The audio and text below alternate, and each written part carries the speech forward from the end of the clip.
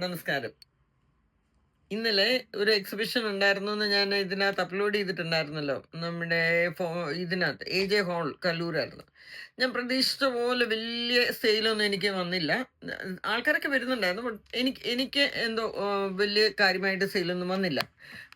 എന്താണ് ഈ അവിടെ വരുന്നവരുടെ ടേസ്റ്റ് അനുസരിച്ചിട്ട് ഞാൻ കുറച്ച് ഉടുപ്പുകളൊക്കെ ഞാൻ കളക്ട് ചെയ്തിട്ടുണ്ടായിരുന്നു. എന്നിട്ടും ശരിയായില്ല. എന്താണെന്ന് അറിയില്ല. ചില ദിവസം അങ്ങനെയാണ്.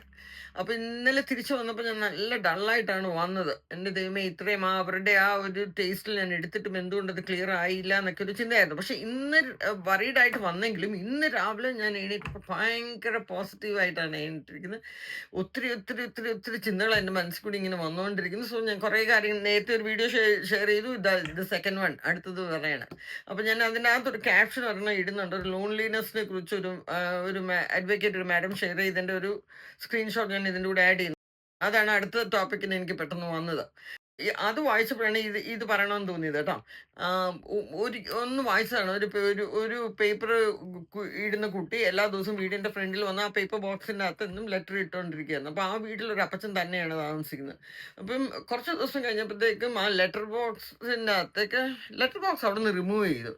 അപ്പം എന്താന്ന് ചോദിച്ചപ്പം ആ വീട്ടിൽ താമസിക്കുന്ന അപ്പച്ചൻ ആ കുട്ടിയോട് പറഞ്ഞു, പേപ്പർ ഇനിയും തൊട്ട് എന്റെ കയ്യിൽ കൊണ്ട് തന്നാൽ മതി, അവിടെ ബോക്സ് ഇനി ഇല്ല, എന്റെ കൈ തരണം. അപ്പൊ ആ കുട്ടി ചോദിച്ചു, അയ്യോ അപ്പച്ചന് മെനക്കേട് എനിക്ക് മെനക്കേടല്ലേ എന്ന് ചോദിച്ചു. അപ്പൊ അപ്പച്ചൻ പറഞ്ഞു, നിങ്ങൾ വന്ന് എന്നെ ബെല്ലടിച്ച് ഉണർത്തിയെങ്കിലേ എനിക്കറിയുള്ളൂ, എനിക്ക് നിങ്ങളെ കാണാൻ നിൽക്കുള്ളൂ, നിങ്ങളോട് സംസാരിക്കാൻ നിൽക്കുള്ളൂ. ഇനി അഥവാ ഞാൻ ഉറക്കത്തിൽ എന്തെങ്കിലും എനിക്ക് സംഭവിച്ചു പോയാൽ ബാക്കിയുള്ളവർ അറിയണമെങ്കിൽ ഈ കുട്ടി വന്ന് ഇവിടെ വന്ന് എനിക്ക് തട്ടിയാലേ ബാക്കിയുള്ളവർ അറിയുള്ളൂ, ബാക്കി മക്കളെല്ലാം പുറത്താണ്. അപ്പൊ ലോൺലിനെസ് ഒരു ഇഷ്യൂ അല്ലേ? ലോൺലിനെസ് നമ്മളെല്ലാവരും ഉണ്ടെങ്കിലും നമുക്ക് ചില സമയത്ത് ലോൺലിനെസ് ഒക്കെ ഫീൽ ചെയ്യാറുണ്ട്.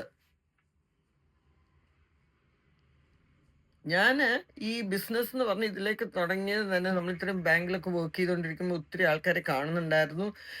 പിന്നെ ഓൾ ഓഫ് എ സഡൻ നമ്മൾ വീട്ടിൽ ഇങ്ങനെ ഇരിക്കുമ്പം ആ ഫ്ലാറ്റിലുള്ള ആൾക്കാരെ കാണുമെങ്കിൽ നമ്മൾ എപ്പോഴും അങ്ങനെ പുറത്തേക്ക് അങ്ങനെ പോകുന്നില്ല. ഇങ്ങനെ ഈ ഒരു ഇത് വന്നപ്പം എന്തോ ഒത്തിരി ആൾക്കാരെ പരിചയപ്പെടാനും കാണാനും, മോർ ദാൻ സെയിൽസ്, ആൾക്കാരെ പരിചയപ്പെടാനും ഒക്കെ പറ്റുന്നു എന്ന് വിചാരിച്ചാണ് ഇങ്ങനത്തെ ഒരു പൈസ അതിനകത്ത് മെനക്കെട്ട് ഇതായി പോയിട്ടുണ്ട്. എന്നാലും ഒത്തിരി പേരെ മീറ്റ് ചെയ്യാനൊക്കെ പറ്റുന്നുണ്ട്.